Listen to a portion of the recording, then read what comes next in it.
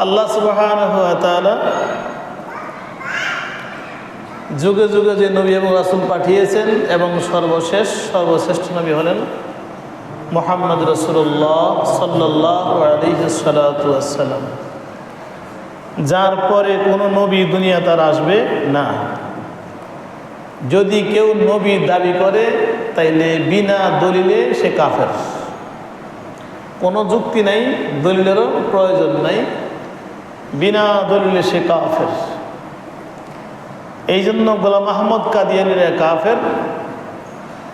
তারা পবিত্র কোরআনের শুধুমাত্র একটা শব্দ মানে নাই, আয়াত না, একটা শব্দ, খতম, খতামুন নাবিয়্যিন। খতম মানে কি? শেষ।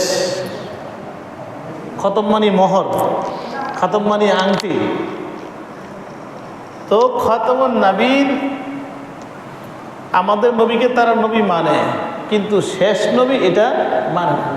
নবী মানে, কোরআনও মানে, কিন্তু শেষ নবী শুধু শেষ, একটা শব্দ শেষ, এটা মানে না। এই জন্য এরা কি? কাফের।